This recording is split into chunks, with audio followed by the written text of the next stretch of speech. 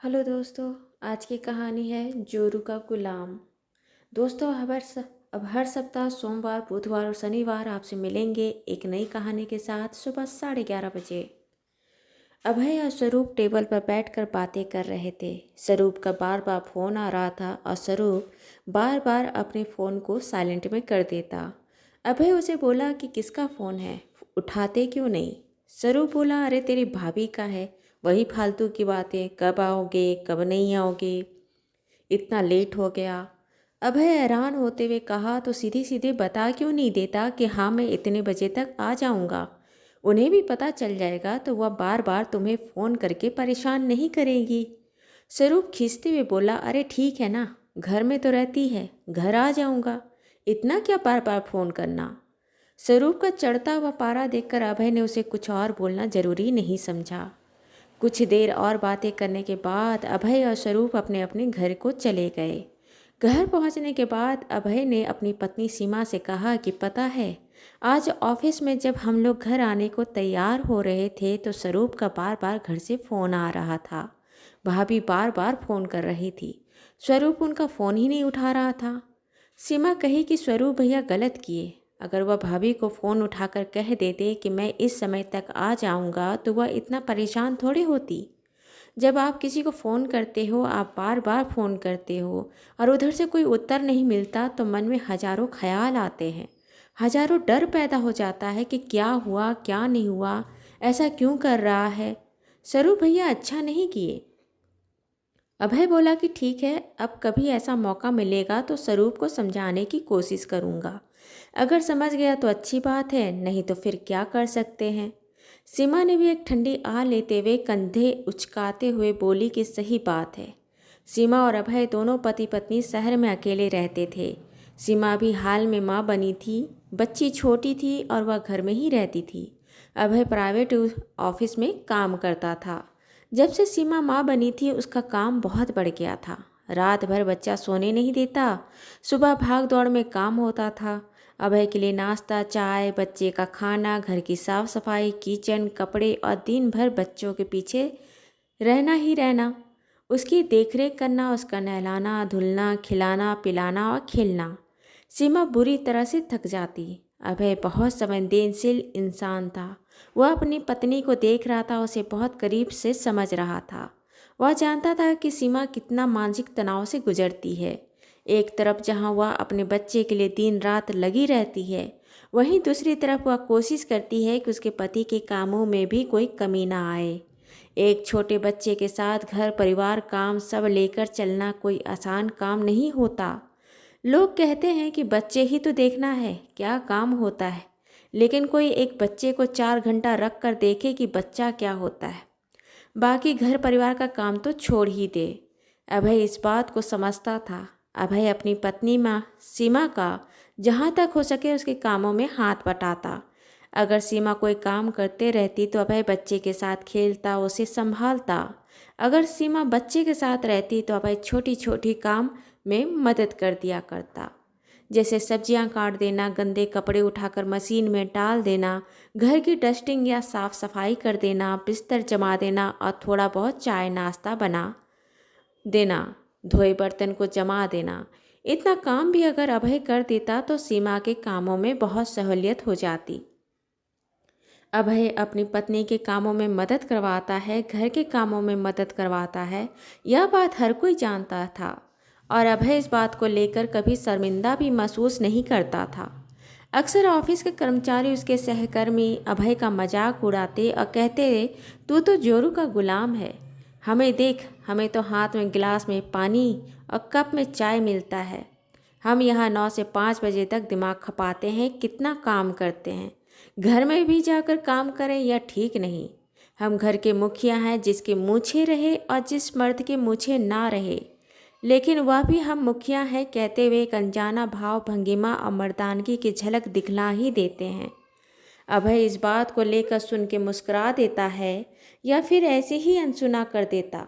एक दिन की बात है कि अभय और स्वरूप और उसकी कंपनी के बाकी सारे सहकर्मी ऑफिस में होने वाले कार्यक्रम में साथ थे। सारे कार्यक्रम हो जाने के बाद जब सब साथ में मिलकर खाना खा रहे थे तो बातें चल रही थी। इसी समय स्वरूप की पत्नी का फ़ोन आया। स्वरूप ने हमेशा की तरह से फ़ोन अनसुना कर दिया। वह फ़ोन साइलेंट कर दिया। अभय कहा कि स्वरूप, तुम अपना फ़ोन उठाकर क्यों नहीं जवाब देते? भाभी परेशान हो रही होगी। स्वरूप कहा, छोड़ यार, मैं तेरा जैसा नहीं हूँ और मैं तेरे जैसा बनना भी नहीं चाहता। ऐसा बनना भी नहीं चाहता कि हर चीज़ का मैं उसको जवाब दूँ। आखिर मैं घर का मुखिया हूँ, घर का मर्द हूँ। हर बात का जवाब देना मैं ज़रूरी नहीं समझता। तभी दूसरे कर्मचारी सहकर्मी ने स्वरूप का मजाक उड़ाते हुए कहा कि अभय तो अपनी हर बात का जवाब अपनी पत्नी को देता है। आखिर सारी दुनिया एक तरफ और जोरू का भाई एक तरफ। सभी लोग ठहाके मार मार के हंसने लगे, जिसमें कुछ औरतें सहकर्मी और पुरुष सहकर्मी भी थे। अभय खाने का प्लेट को टेबल पर रखते हुए पानी का एक घूंट पीते हुए कहा, आज मैं आप सबसे एक बात कहना चाहता हूँ। मेरी कही बात अगर आपको बुरी लगी तो मुझे काटिएगा, आप मुझे उस बात के लिए सही कीजिएगा। मेरी पत्नी अभी हाल में माँ बनी है। घर में हजारों काम होते हैं। रात भर बच्चे दूध के लिए परेशान करता है। हर 2-3 घंटे में उसकी नींद टूटती है। सुबह कभी उसकी झपकी लग जाए तो लेट हो जाती है। ऐसे वो समय पर उठने की कोशिश करती ही है, जिससे वो मुझे समय पर नाश्ता खाना बनाकर दे सके। साथ में भाग दौड़ के झाड़ू पोछा, घर का सफाई, बर्तन साफ करना, खाना बनाना, खुद का नहाना, बच्चे का नहलाना जैसे काम भी उसके चलते रहते हैं। दिन में भी वह कोई बैठी नहीं रहती। बच्चों के साथ सोना, खेलना, पिलाना भी हर 2-3 घंटा के अंतराल पर करना होता है। शाम को हम लोगों को घर पहुंचने में 8-9 बज जाते हैं। कभी कभी उसे बच्चों को सुलाने में नींद लग जाती है या झपकी लग जाती है, और टाइम पर अगर मैं घर पहुंचता हूं तो मैं कोशिश करता हूं कि उसकी नींद ना टूटे। मैं धीरे से अपना खाना निकालता हूँ, खाता हूँ, और अगर उसकी नींद टूट जाती है तो मुझे उठकर खाना परोसती है, खिलाती है, फिर किचन समेट सोती है। मैं 9 से 5 तक का काम करता हूँ। 9 से 5 तक में कितने घंटे हुए? 9 घंटे। लेकिन मेरी पत्नी के कितने घंटे हुए? क्या बच्चा सिर्फ उसका है? घर सिर्फ उसका है? क्यों? वह अकेले कितना खाना खाती है? 2 वक्त की रोटी के पीछे क्या 24 घंटा उसका काम करना सही है? मैं 9 घंटे में बोलता हूँ कि मैं बाहर जाकर कमा रहा हूँ तो मैं बहुत बड़ा बात कर रहा हूँ, तो वह 9 घंटे का घर का काम करके क्यों नहीं छोड़ सकती? वह 24 घंटे का काम क्यों करती है? कल मेरा बच्चा बड़ा होगा, सुरक्षित रहेगा, काबिल इंसान बनेगा, अनुशासित होगा, संस्कारी होगा, तो क्या यह सिर्फ मेरे 9 से 5 बजे तक का वेतन से, पैसे से वह बन सकता है क्या? नहीं ना। मेरी पत्नी का समय पर मुझे कॉल करती कि आप कितने बजे तक आओगे, और मैं उसे बोलता हूँ कि इतने बजे तक आ जाऊँगा, तो उससे सिर्फ एक बात होती है कि उसकी टेंशन खत्म हो जाती है। उसे पता है कि मेरा पति रात के 8 बजे आने का बोला है तो रात के 8 बजे तक आ जाएगा। लेकिन अगर मैं रात के 9 बजे तक नहीं पहुँचता हूँ तो फिर वह कॉल करेगी। मैं अगर बोल दिया कि मैं लेट हो रहा हूँ तो वो इंतज़ार करती है। अगर मेरा फ़ोन नहीं उठा तो वह परेशान होगी। क्या बात है, बोले तो थे 8 बजे तक आऊँगा, अभी तक आए नहीं। क्या हुआ? कहीं फंस गए? कहीं ट्रैफिक हुआ? कहीं एक्सीडेंट हुआ? क्या हो गया? हजार तरह के सवाल उसके मन में रहेंगे। डर रहेगा, और जब तक मैं घर ना पहुंचूं या मेरी कोई खबर ना पहुंचे तब तक वह परेशान बनी रहेगी। यह डर और परेशानी उसे क्यों देना? मैं उसे सिर्फ इतना कहता हूँ, मैं इतने बजे तक आ जाऊँगा, और उसकी परेशानी ख़त्म हो जाती है और मेरी भी परेशानी ख़त्म हो जाती है। मैं भी जानता हूँ कि मैं अपनी पत्नी को बता दिया है। अब मुझे बार बार फ़ोन को उठाकर साइलेंट करने की ज़रूरत नहीं है। बार बार 4 लोगों के सामने यह बताने की ज़रूरत नहीं है कि अरे यार, मैं तो बहुत बड़ा पुरुष हूँ, मैं बहुत बड़ा मर्द हूँ। मैं अपनी पत्नी को भाव नहीं देता, मैं अपनी पत्नी का मान नहीं रखता। याद रखें, पति का भी मान तभी बढ़ता है जब वह अपनी पत्नी का मान बढ़ाता है। एक मर्द शादीशुदा है तो ही वह 4 लोगों के घर में, एक परिवार के घर में घुस सकता है, नहीं तो एक आवारा बिना रस्सी के बैल को कोई अपने घर घुसने नहीं देता। बैल किसी के भी घर में घुस के सिर्फ उत्पात करता है। यह नियम है, बिना कहा नियम है। जो समझे वह समझदार, जो नहीं समझे वह गधा।